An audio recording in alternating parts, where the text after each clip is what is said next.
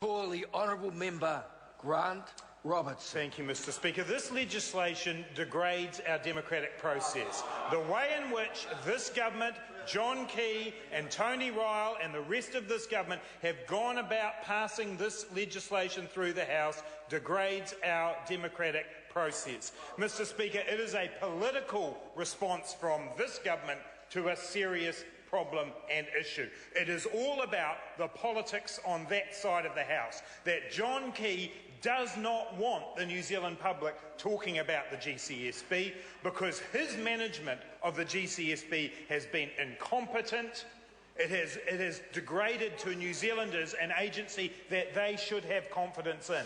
And the trust and confidence of New Zealanders in our intelligence agencies is broken. And the person responsible for that is John Key. He has brought this legislation to the House to put a band-aid over the problems he has created in the hope that it will go away. Well, it will not go away, Mr. Speaker, because New Zealanders are rightly concerned that this legislation gets out of balance the balance between security and privacy. New Zealanders rightly, jealously guard their privacy. But at the same time, Mr. Speaker, most New Zealanders understand that we have a need for security and intelligence agencies. Labor has always supported security and intelligence agencies doing the work that we need them to do.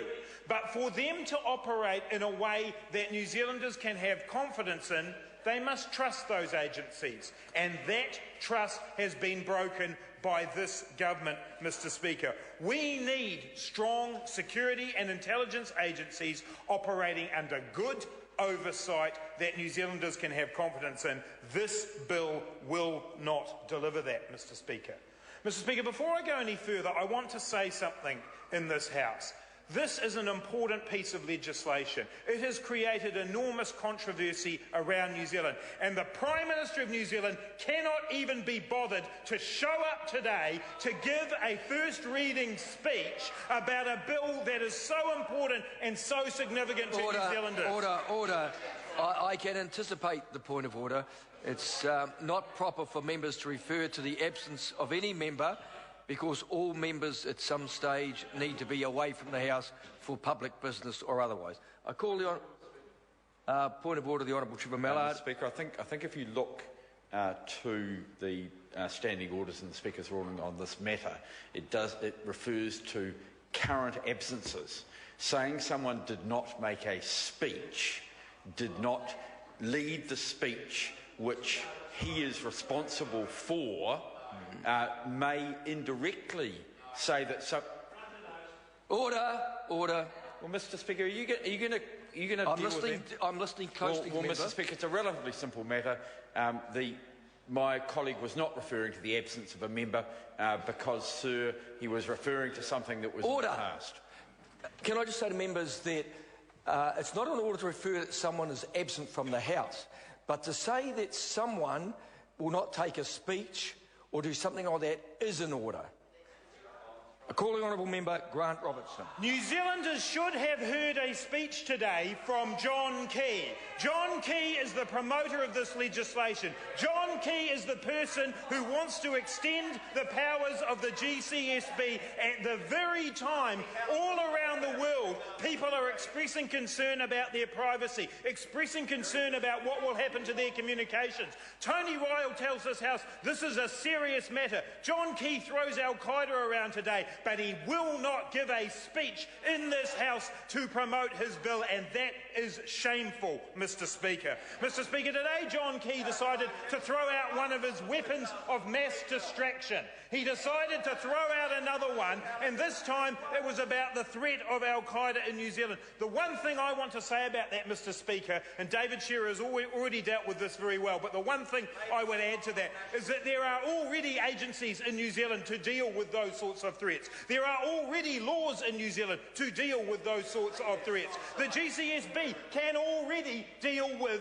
those threats. John Key is simply throwing out that as a weapon of mass distraction because he knows that this legislation is wrongly created created has been shoved through under the wrong process. Mr Speaker, the other thing that I want to talk about the way this bill has gone through is the fact that it is likely that today this bill will pass by one vote in this House. I think everybody in this House, including the Prime Minister, would agree that legislation of this type should have a large majority of the House, broad support within the House to pass. But this Prime Minister, John Key, has not tried to get that. He has struck a political deal with Peter Dunn. And to hear Peter Dunn say, well, willing buyer, willing seller, is that what our law has come to under this government? I'm half expecting, Mr Speaker, to see the order paper on Trade Me with a buy now sticker beside it, because that's how Peter Dunn and John Key are treating our legislation. Willing buyer, willing seller. Well, I say to Mr Dunn, he's expressed a lot of concern in recent days about the private communications of people inside this parliament. Well, if he really believes that, if he really believes that New Zealanders' privacy, that their emails, that their phone calls deserve some kind of protection, then he will vote against this bill today. If he had a shred of dignity left in this House, he would vote against this bill today. And I call on Peter Dunn to come to this House and vote against this bill today, because he has the opportunity to do that and mean that we can go back to have the proper review that we need of all of our intelligence agencies, so that we can come up with the legislation that is appropriate for the times for our security and intelligence agencies, that gives the kind of oversight that New Zealanders would expect, and that ensures that the trust and confidence in our agencies is rebuilt. That is why the Labour Party has said from day one that we want a review of all of our intelligence agencies. The Prime Minister actually had a review of the SIS underway, and he pulled the plug on it and has never explained, Mr Speaker, to this House why he did that. We need to see all of those intelligence agencies together. We need to see what will work for New Zealand's security, what will help protect New Zealanders' privacy in the future. We will only get that, Mr Speaker, with a proper independent review and inquiry. And Mr Speaker, we do need better oversight of our intelligence agencies. David Shearer has already run through the list of roles that the Prime Minister plays in overseeing our democratic agencies. He is our watchdog. He is the person who, on behalf of New Zealanders, should be making sure that those intelligence agencies work properly. He's not up to the job. He's proven he's not up to the job. He appoints his mate as the director. We have to drag that information out of him. He stuffs up the .com raid, and then he works with Bill English to cover that up. He is not capable of being our democratic watchdog over these agencies. We need, Mr Speaker, to ensure that we have a broad parliamentary oversight. We need to re-look at the Intelligence and Security Committee to ensure that it actually provides that proper oversight. There have been some useful changes made in the area of oversight through this process, but they are not enough, Mr Speaker, to rebuild the trust and confidence that has been broken in this process. Mr Speaker, I want to refer briefly to a couple of the submitters, because I think it's important to do that.